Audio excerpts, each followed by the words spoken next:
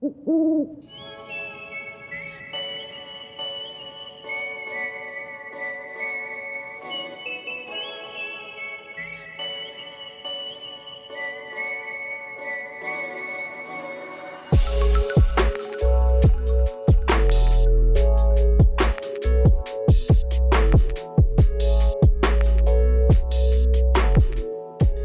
back to the All Talk Podcast. I'm your host, Drew Carpenter. Today, I'm excited to introduce a new member of the Executive Office team stepping into a newly created position. Joining me is our new Chief Operating Officer, Greg Ritchie. Glad to have you on the podcast, Greg. Thanks for having me. I appreciate it. Absolutely. We've been doing this for a while now, had a lot of new staff members and alumni volunteers and even students join us to kind of share their perspective. So glad to have you on here today. I've got a few questions for you just about your new role and kind of how you'll be serving on the Executive Office team. So if you're ready, we'll go ahead and jump in. I'm ready. Sounds good. All right. Question 1. So let's start off by sharing with our listeners a little background about yourself. Sure. So I am born and raised in St. Louis, Missouri. I graduated from the University of Missouri at St. Louis in 2003, degree in finance with a double minor in economics and accounting, and a proud member of the Delta Zeta chapter of Sigma Pi. Right after I graduated college, I actually worked for staff for a few years. I came down and was at the time was a colony development consultant. So that was essentially a little bit of a blend between what you, Drew, do now and Jake. I worked with the expansion side of the house and would go in and train new colonized groups on how to run as an active chapter. Really enjoyed that. Was on staff for about 3 years, came back to St. Louis in 2008. And if anybody remembers 2008, it wasn't a very easy time to find a job really anywhere. But I wanted to get into banking because that was what my degree was in. I had some experience working with a bank in college, but the financial sector was kind of a mess at that time. So I ended up having to take what I could get and got into insurance and found some success in insurance. It was a good job. Learned a lot, kind of moved up through a great company based out of Cincinnati. And in 2011, they asked me to be a district manager, regional. So I managed upwards of around 100 people in southern Missouri, eastern Oklahoma, southeastern Kansas was kind of my area. So I did that until 2014. And in 2014, I did a good enough job that they wanted me to move back to St. Louis and kind of upgrade my district and my region, which was flattering. But at that time, I had met my fiance and had my son and kind of set roots in Springfield, Missouri, which is where I moved to when I got promoted to district manager initially. So I wanted to stay there, and that's when I got back into banking. I was able to find a nice banking partner in Springfield and not move back to St. Louis. So I left the insurance industry, got into banking, and that's where I've spent the remainder of my time in management, commercial banking, building out certain departments, and really enjoying it. It was a great career. Very nice. I've gotten to know you over the past couple of weeks and gotten to learn about you, but still getting to learn even new things. I'm glad to hear your background coming into this role, Greg. Thank you. My second question for you. So you're joining our team as the Chief Operating Officer, which is a new role for the organization. What does that role entail? Yeah, that's a great question because we have been shifting a lot of roles on staff over the last few months to a year.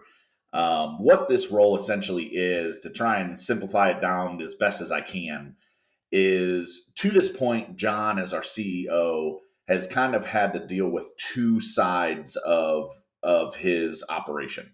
He's had to deal with external situations, which is more CEO role type things, meeting with chapters and alumni and doing a lot of engagement conferences and things like that. and also overseeing the internal operations of the staff.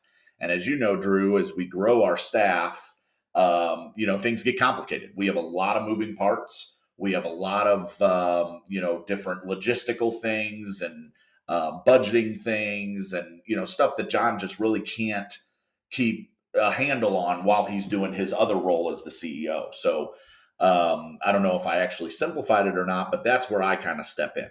So I'm going to take over all of the internal operations side of the staff and the fraternity. It's all great to hear, Greg. Glad to hear that you are joining kind of this side of the house of the executive office and getting to work under you and learn from you. So I know personally, I'm excited for this new position you've come into that we're creating here. My third question for you: what do you hope to bring to the table that will be unique to you and your experience? Yeah, definitely. So I'll go back to when I was in banking and insurance, for that matter. I think I can bring a couple of things. I've managed a lot of people. I've coached a lot of people. I think that is something that comes with time and experience. Being a good coach, having the ability to lead a team, especially remote, that's as busy as you all are. It makes it a lot easier because honestly, you all are very passionate about what you do. Coaching and managing a team that actually cares about their roles makes things really easy on me. But a lot of observation, a lot of constructive feedback. I try to add value, to my team and make sure that everybody's on the same page. Make sure there's clear communication. Things that have helped me along the way as I've built teams in the past. When I was in banking, I also spent a lot of time digging into the economics of banks and how they fit into the country, how money moves. I worked with a lot of nonprofits on the banking side, so I kind of know the inner workings of the money movement and how to make sure to maximize the efficiency of the money that we bring in, how it works for us going back out. I think I can provide some unique perspective on what to do with those funds and make sure that we're as efficient as we can be. Well, Greg, I do think you've already brought that value you've added, that you referenced rather, to the organization. The conversations we've had have been very productive, and I've even seen kind of the varying perspective you offer in conversations we've had as a staff. So I certainly think you're right on track with that experience you plan to bring. Thanks, Drew. Absolutely. My last question for you, Greg: what is a goal of yours to accomplish in your first year as the Chief Operating Officer? Great question. So I think one of my biggest goals is to make sure that, first of all, the team that I have, we all are on the same page with what our goals are, what our objectives are. Make sure that while I'm learning my role, I also want to make sure that everybody understands their roles as well. How our roles and our efforts tie back into the overall position of Sigma Pi and what our mission is. Secondly, a little more in the weeds, I'm going to be really digging into our finances, our relationships with our financial vendors, things like that, just to make sure that, everything's moving the way that we want it to move. Again, trying to be a good steward for the fraternity and making sure that our money's doing the best that it can. I think if I can get to the end of this year and see that I've made, or at least verified that our relationships are the most efficient that they can be, and make sure that our team is strong and all moving in one direction, I think that'll be a great success.